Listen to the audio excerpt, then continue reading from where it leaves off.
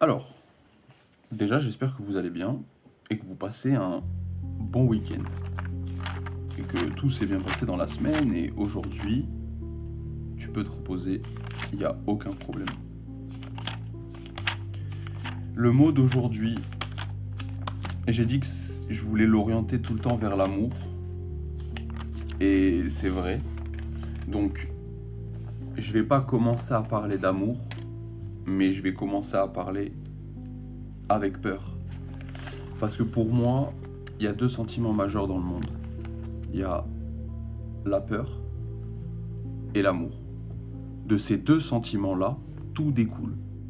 Absolument tous les autres sentiments découlent de ces deux sentiments principaux pour moi. Donc, la peur. Tout le monde connaît la peur, grandit avec. L'étymologie? Ouais. Le mot peur vient du latin pavor, qui signifie effroi, épouvante, crainte, qui a évolué à travers les formes intermédiaires paveur pour et peur. Cette étymologie souligne une émotion pénible liée à la perception d'un danger. J'ai pas envie de dire de bêtises, donc je vais vérifier avant mes dires. Mais je crois que la peur, c'est le premier sentiment avec lequel on vit. C'est la peur en tant qu'enfant. La peur est-il le premier sentiment?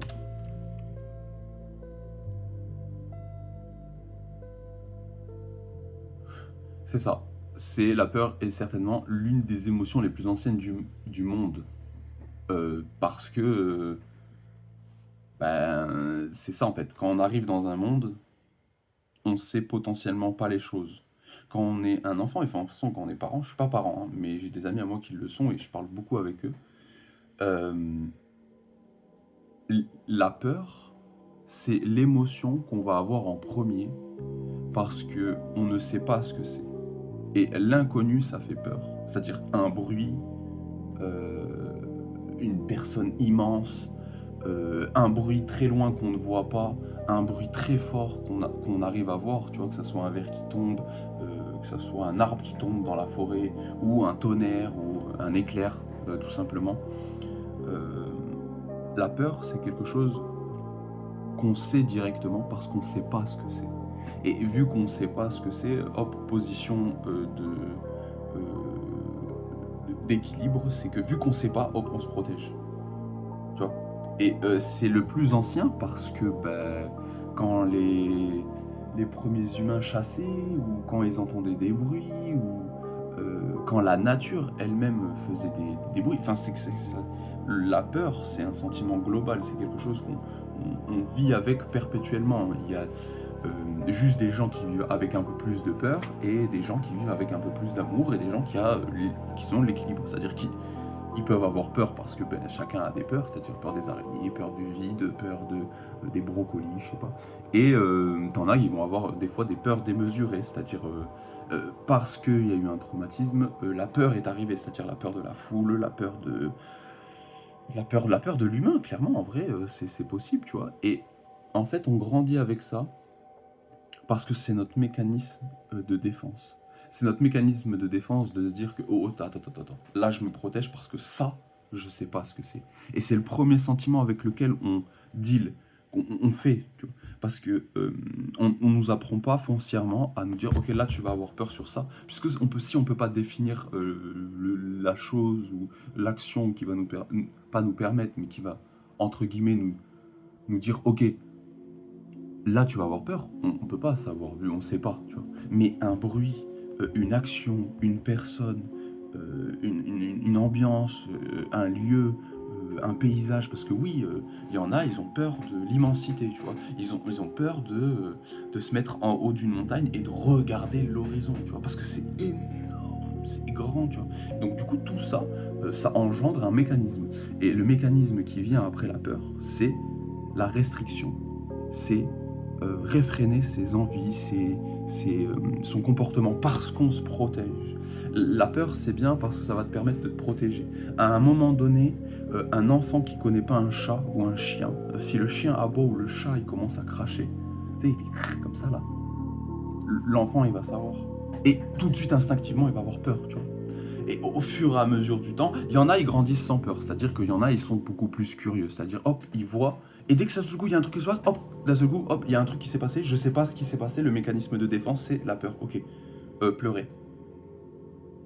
Donc, je sais pas ce qui s'est passé. J'ai eu une action. J'ai fait quelque chose. En retour, j'ai eu ça. Ok. Mécanisme, restriction.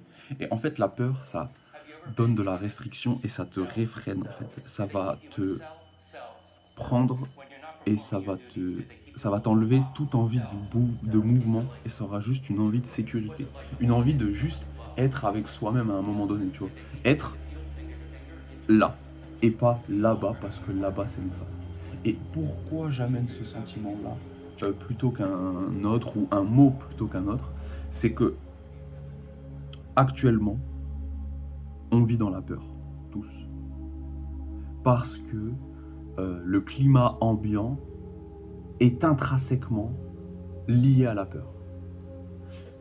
Les films dans lesquels on regarde, les films d'horreur qui sont... il y a des films d'horreur qui sont très bien et qui sont même comparés à... Ok, ça c'est le meilleur film de l'humanité. Hop, c'est un film d'horreur.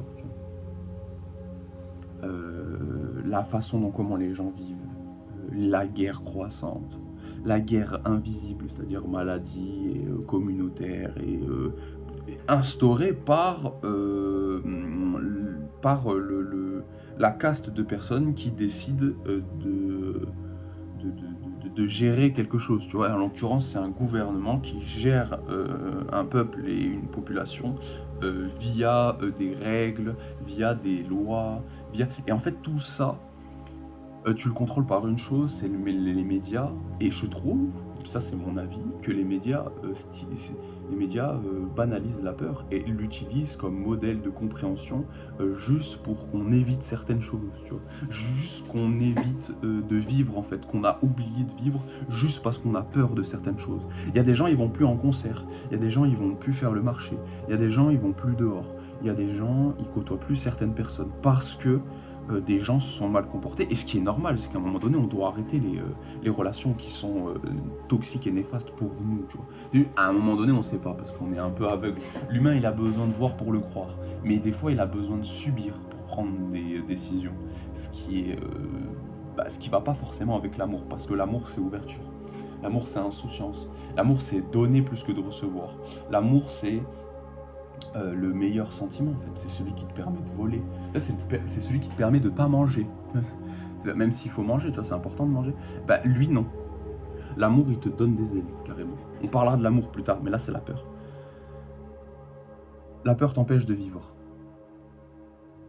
Parce que la peur t'explique qu'à un moment donné, tu peux arrêter de jouir des plaisirs de la vie parce que là, il y a une variable qui s'appelle la peur, que tu as décidé de mettre sur quelque chose, une situation, un modèle, une vie, une population. Et je sais pas si... Je ne peux pas donner mon avis sur X choses, tu vois. Juste, je donne... mon esprit analytique vogue par ses pensées et se mouvoie par la verbalisation de certains mots. Mais en aucun cas, je dis qu'il faut faire ou que c'est mieux ou quoi que ce soit. Non, juste, j'analyse. Et c'est vrai qu'il y a un peu plus de peur. Ouais, c'est vrai qu'il y a un peu plus de peur, il y a un peu plus de mots qui ont changé, il y a un peu plus de... en fait, je trouve que les médias, voilà, les médias en général, utilisent la peur pour vendre, parce que la peur, ça maintient éveillé. Parce que les gens veulent pas forcément mourir ou ils veulent pas tout le temps avoir peur. Donc vu qu'ils veulent pas avoir tout le temps peur, ils vont se renseigner sur les chaînes qui diffusent la peur et se dire ok, ça c'est la peur, ça c'est à cause de ça qu'on a peur, ça c'est à cause de ça qu'on a peur, ça il faut que je le fasse parce qu'on a peur, etc. Et en fait ça réfrène, ça empêche de vivre. Donc moi je suis pas pour la peur, je suis pour l'amour déjà. C'est pour ça que je dis paix et amour. Il n'y a pas de peur, tu vois, c'est la paix. Parce que tout le monde veut la paix. Ça aussi ça serait un autre mot. Il faut que j'écrive les mots là. Les mots. Alors déjà, Amour. Ok. Et la paix. Parce que paix et amour, c'est tout ce que tout le monde rêve de ça et tout le monde devrait vivre de ça, tu vois. Parce que c'est magnifique. Et la peur, mais en fait, je me répète parce que ça a beau être simple, la peur, c'est pas si simple que ça. C'est pas si simple de sortir de la peur. Il y a des gens, ils ont réussi à vivre avec leur peur et ils ont réussi à faire une force de cette peur-là. Ils ont réussi. Avant, j'avais peur de monter sur la scène. Maintenant, quand je peux faire mon 16 mesures sur la scène, je suis content. Et quand je descends de la scène, hop, je me reconnecte. Parce que j'étais sur la scène, j'étais sur le présent. Et quand tu es sur le présent, quand tu fais quelque chose présentement dans le présent, tu oublies tout le reste. Passé, présent, futur, ça n'existe plus, c'est juste maintenant. C'est juste maintenant qui existe, tu vois. La peur annule tout ça. Il n'y a pas de passé, présent, futur. C'est juste, tu as tout mélangé. Passé, présent, futur, t'en fais toute une état de cause parce que tu as peur et que tu ne veux pas. Tu vas arrêter d'avoir peur. Donc, il y a plein de choses que tu as arrêté de faire ou que tu fais maintenant parce que tu as peur, tu vois. Je dis pas qu'il faut arrêter d'avoir peur. Il faut avoir peur parce que ça nous protège. Mais il faut pas avoir peur de tout parce que ça nous restreint. Ça nous restreint dans un cocon de sûreté, dans un cocon de confort, tu vois. Et ouais, ça rebondit avec un peu avec le mot d'hier, facile. C'est facile d'avoir peur. Je suis désolé, c'est facile d'avoir peur. C'est tellement plus dur d'aimer. Alors, c'est tellement plus dur d'aimer la personne qui nous a fait du mal que de la haïr, c'est tellement simple. Parce que oui, elle t'a fait du mal, donc tu peux la haïr, il n'y a pas de problème. Donc oui, tu peux ramener la peur. Mais ramener l'amour devant la peur, c'est là le vrai défi. C'est là le vrai défi. C'est la peur, tu l'annihiles avec l'amour. L'amour ne peut pas être annihilé. Ne peut pas, en aucun cas, ne peut être annihilé. L'amour, ça sera toujours... Voilà. L'amour, c'est... Ok, le premier sentiment, je disais, c'était la peur. L'amour, c'est juste dans notre code. C'est un langage que tout le monde connaît et tout le monde utilise. Et on l'a tellement utilisé que les gens, ils ont oublié c'était quoi amour, tu vois. Parce que, bah, il y a la peur, en fait. Et la peur, c'est, ok, je veux continuer à vivre. Je veux continuer à jouir de la vie. Donc, vu que j'ai peur, je me protège. Donc oui, c'est bien. Mais il faut avoir un juste équilibre. Tu ne peux pas vivre tout le temps dans la peur. Il faut vivre dans l'amour. L'amour, c'est l'ouverture. C'est tout. Passe un excellent week-end. Paix et amour sur toi. Et empathie.